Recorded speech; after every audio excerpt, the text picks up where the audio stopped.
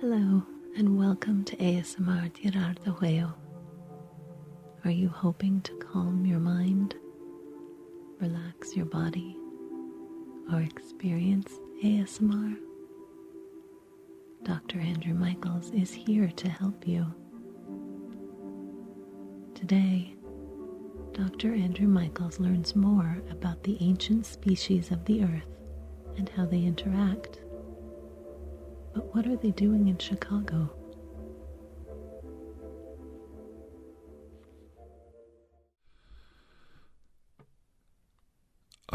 Dr. Andrew Michaels, you ask me why we're buying so much real estate in your fair city of Chicago, Illinois.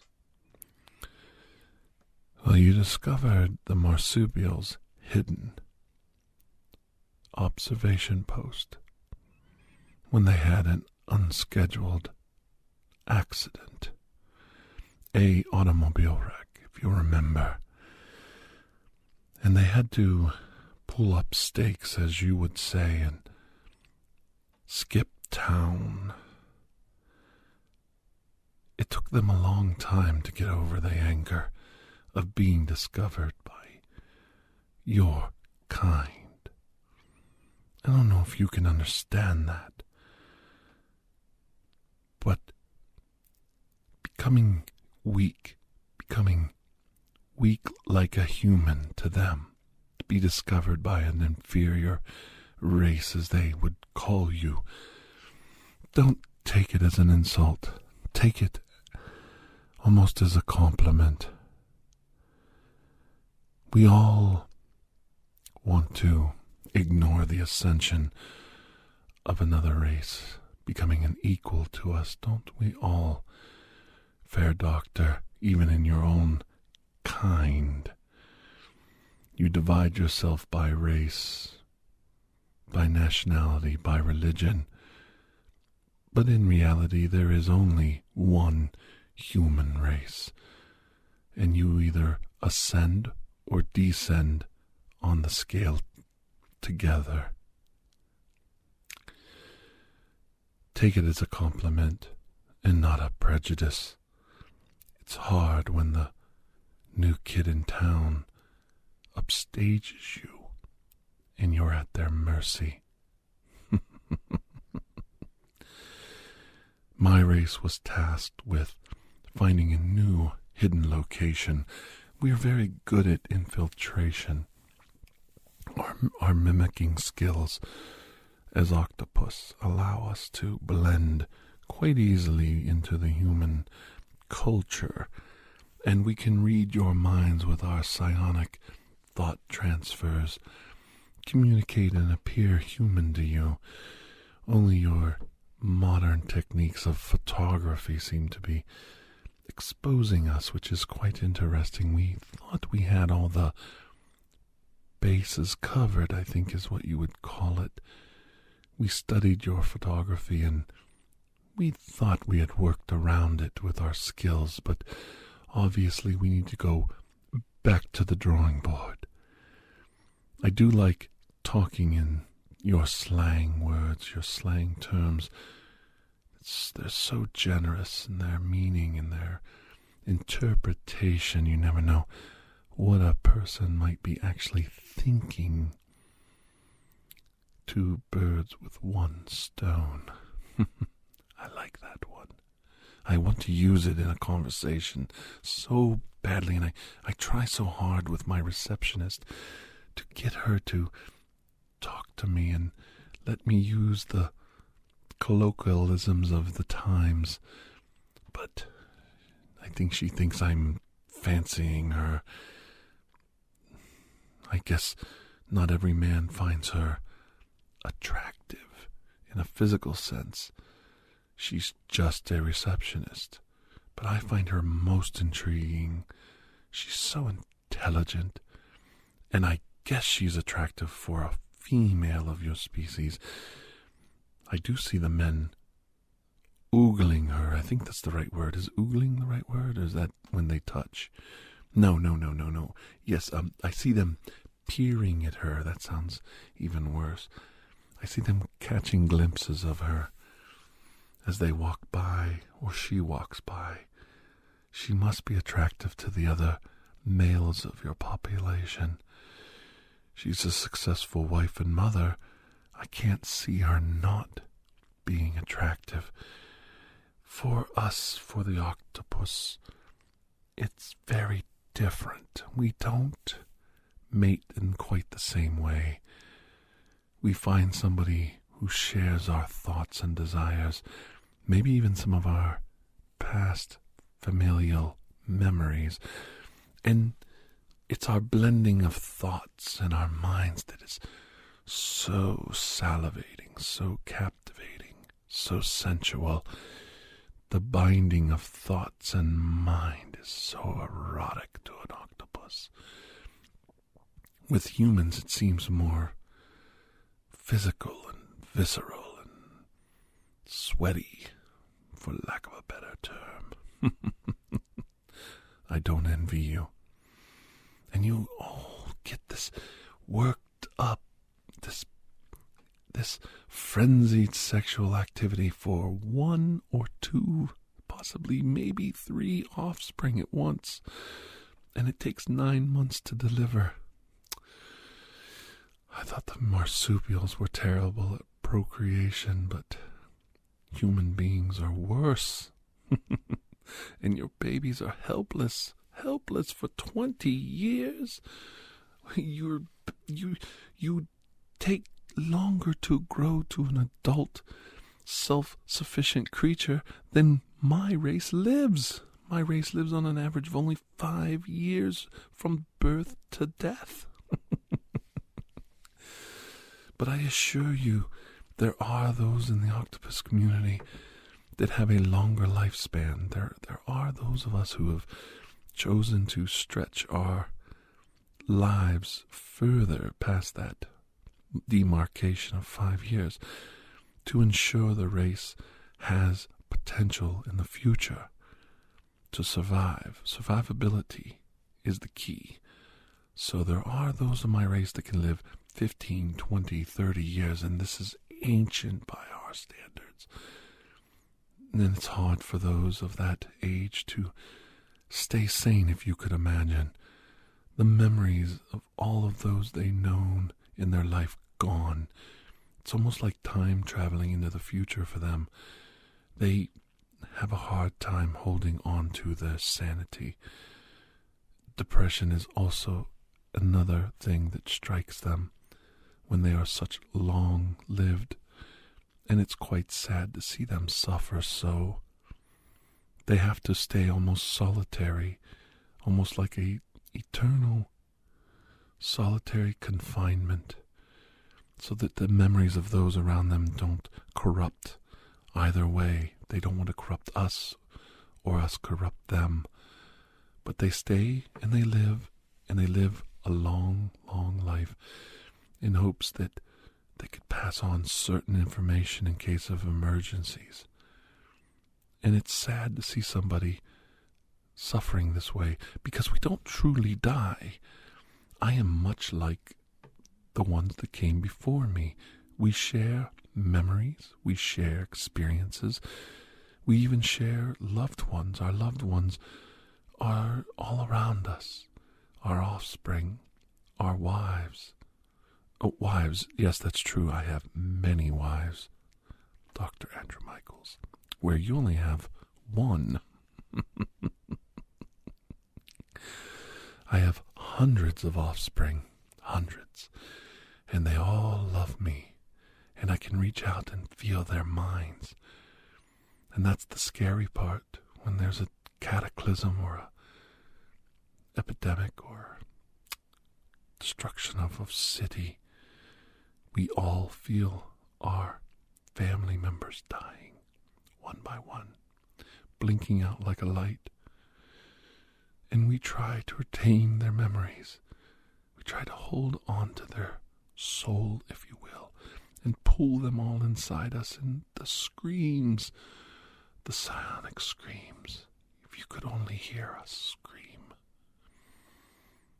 I dare say to hear one of my kind scream would probably kill one of your kind. They have been known to cause cerebral hemorrhage in mammalian creatures. So I hope you never have to experience the pain of hearing one of my race cry out in pain, of watching a loved one blink out of existence. Not before their very eyes, before their very mind. We cannot escape it in our thoughts. You do understand. There's a huge difference between watching a loved one die of old age and watching one get snuffed out, stomped out, stepped on, destroyed. And that brings me to the property again. Yes, we were buying many, many parcels of land and buildings, more than we needed, because we wanted to bring the other races in to the fold. We wanted to bring the cat people in as well. They needed to get closer to humanity and understand them. There seems to be a symbiotic relationship between human beings, dogs, and domestic cats. You have a lion, good, bad, or otherwise, literally laying in your living room, waiting for you to pet it and hold it, and it purrs on you, for lack of a better term. The cat people are not quite like the domesticated lion. And this should be something you keep in mind. I wouldn't try to pet a cat warrior if I was you. They kind of take it as a offense, much as the same way as somebody using a very, very horrible racial slur might elicit a strike from someone of that race. Petting a cat warrior might elicit a scratch across the face, and these claws are as thick as your ape fingers and sharp as knives. They leave quite a gash, I assure you, and it's not pretty. They are very tall, the biggest of the sentient races on the planet. Sometimes their warriors are over 8 feet tall. Not quite 8 feet tall, I take that back, because they still kind of walk on all four. They have the ability to walk on their hind legs and even fight in a standing position. But they are much faster and stealthier and more dangerous when they resort to fighting on all 4 limbs. Some of them have grown long, dagger-like, saber-toothed tiger fangs to penetrate, to kill their enemies with one strike. And some of them have developed great forearms so that they can literally rend another warrior apart in a strike. It's amazing how varied, different the cats are. Their leader, their main warrior right now, his name is TomTom. And don't call him Tomcat. His name is TomTom. Kind of like the tone, like tom, tom, tom, tom. They all chant it when he's in the arena. They have gladiatorial games, much like your own Roman past ancestors did. Something a little similar to something you call professional wrestling. It doesn't resemble boxing at all. Boxing is very humane. Cat gladiatorial combat looks more like your pro wrestling, where they throw each other out of the ring and into the audience, and there's quite a bit of bloodshed and theatrics, I should say, for, once again, lack of a better term. I have never seen anything so vile and disgusting as two cat warriors fighting each other in a ring. It's almost sadistic. They take pleasure in causing pain, and TomTom is their grand champion, a warrior, black cat, jet black, not a spot of white on him, and thick coated with fur. He's almost like an Angora, and so big and brave, his upper body strength enormous. He's also one of the rarer cat warriors you'll ever meet, because he prefers to fight upstanding like a man. He's like the first of his kind, and his arms are of enormous strength. From behind you'd almost think you were looking at a silverback gorilla, and he behaves much in the same way as one. Yes, he will go down on all fours to attack, to posture, to pose, but his true attacks come when he rises up onto his hind legs, and he just literally decimates an opponent. And he never does it the same way twice. In his mind, if he has to resort to killing or defeating an enemy the same way as he has in the past, then he's failed. In his mind, for him to truly destroy the alien warriors we soon shall face, he must be unique. He must see the opening, see the opportunity, and take full advantage of it. Why would they want to mingle amongst the humans? They are not as xenophobic as the marsupials.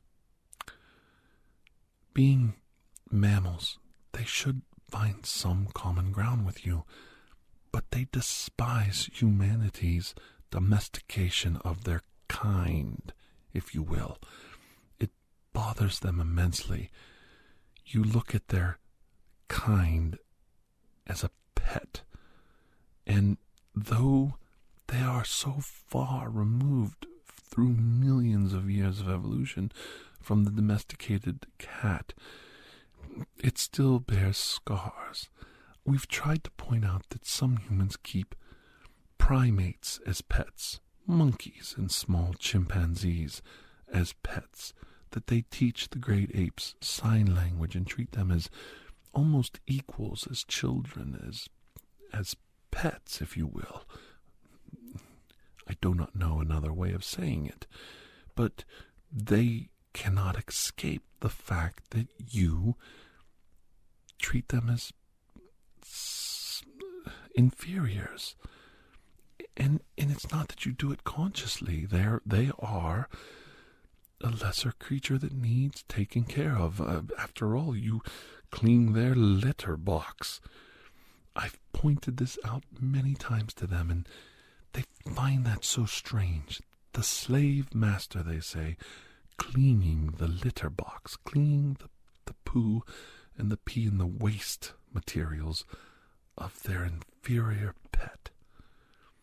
And I try to tell them that they do these things out of love. They feed their pet, buy it toys, pet it, love it, caress it.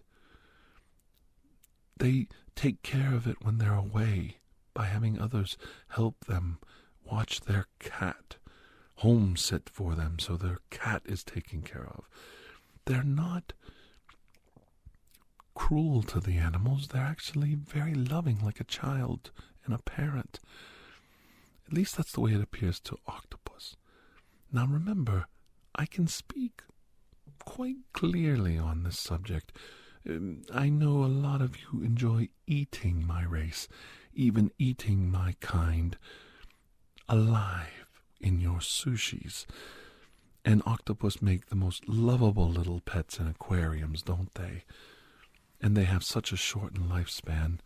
They are just cast off and another one replaced. I do not harbor ill will towards human beings because they eat everything. Why, if a human being can hold it down long enough, he'll bite its head off. It's just your nature. And of course, my kind is so far removed from the ones you eat on your buffets at the Chinese restaurant. I am so far away from that. It's like when you eat pork. At least in my mind, I think that way, and so do others of my kind. We don't look at it the same way the cats do. And I tell them very few humans eat cats. They venerate them. They paint paintings of them. They make statues of them. They bury them in graveyards, pet cemeteries, for goodness sakes. They write whole literatures about their pet cats. They make cartoons for their children to watch about cats. It is quite amazing, this relationship. And it's different because they treat the cats like they're more intelligent than them, whereas they treat the dogs like they're more docile than them. I don't know. The way you literally worship cats in ancient Egypt, I would think that the feline population would be proud of their heritage and coexistence with humanity. But as I said, not everything is as it should be. My point of view is not shared by them at all. We were hoping by buying property in the Chicago area, and through many different devices of trickery and disguise and manipulation, we could get them to walk among the humans, to see how they interact with their pets, to see how they interact with each other, and get them to realize they love their children much in the same way as a cat loves its own litter of kittens. There's always hope. And of course the marsupials, having had to pull up their base and leave several years ago, and when you discovered them, they were going to need their own base of operations separate from the cats because they don't interact well at all. And it's just better if, sadly, the races just keep to themselves. And I know segregation is such an ugly, ugly human term, but in this case I think it's for the best because nobody wants bloodshed between these races, and they don't always get along. I'm amazed that we actually come together on this project at all. And quite frankly, it was the bees that brought everyone together with diplomacy. You wouldn't think a hive-minded creature like the bees would be so good at diplomacy, but they have a tendency to be so open-minded to each problem that each race has. They are so good at figuring out solutions. Our race just gets befuddled by everything and confused by all these conflicting thoughts and memories and hatreds and emotions that flood our minds when we talk to the other sentient races. The bees have no problem with this. Their minds are completely hooked up and connected to the hive mind, the queen giving out direct orders and the drones carrying them out explicitly. When they hear the thoughts, the facts, the problems, and the issues that all the sentient races have, they come back and mathematically figure out the best solution to the problem. They make absolutely perfect diplomats. It's amazing. And you can't argue with their logic. It's perfect. We will get separate buildings. We will do this. We will do that. We will have conferences. We will bring the races together. We will do this, that, and the other. And everybody says, yes, it works. And we follow the plan, and it always comes out right. You wouldn't think they'd be able to bring races together like they do, but they do. It's amazing how diplomatic they are. They're also a little bit dangerous. They have retained the sting of their past generations, and their poison is more potent than ever, every generation getting more and more dangerous, as you would say. Just one scratch from their spiked stinger would kill 100 of your kind. to see them pumping that venom into an alien, I retain that memory of a past fight when a bee did that to one of the alien invaders, and I must tell you, it was the most glorious revenge any Terran race ever took upon these alien invaders. I took great joy in getting that memory and passing it on to all those I could with my mind, and I would like to share that memory with you, fair doctor. There's also something else I would like to do. I would like to hear your opinion on all this. What do you think the primate race can bring to the table? Do you think you could possibly help us defeat these alien invaders? There's 5 of us now. In the contest of champions, there is always 5. Will your race be ready to send a representative? Will your race be willing to bring a council to our table? We have regular monthly meetings. They're quite fun, and we have the most wonderful buffet foods. There's something for everyone there except sushi, of course. I would like to see you put together a delegation of humans from different parts of the world. Maybe your United Nations could send a delegation. What a proud achievement of your race, a United Nations of the entire world. We envy you. How do you solve these problems in such a short time, relatively speaking? Our races just now, after millions of years of evolution and discovery and back and forth fighting, have just now started working together right here in our base in Chicago, meeting on a monthly basis, forcing our diplomats to talk. And after your world war, your race only being civilized to the point of having cities and technology, after 10,000 years, your race already has, in 10,000 years, a United Nations.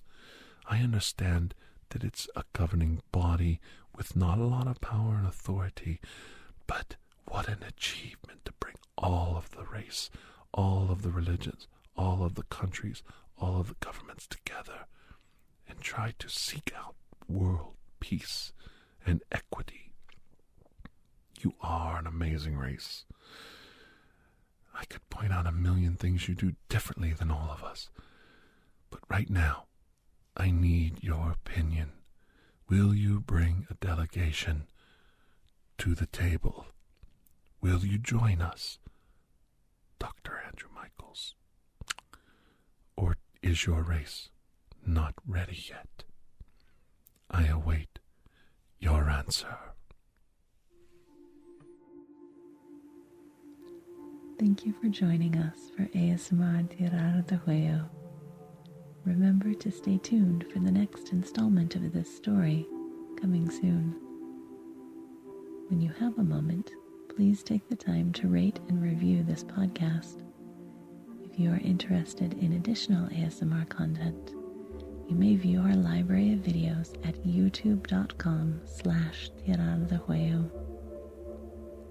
The theme song Atlantis is by Jason Shaw of audionautics.com and is used by permission. Correspondence, including questions or requests, may be sent to TirarADeguello@gmail.com. On behalf of Dr. Andrew Michaels, thank you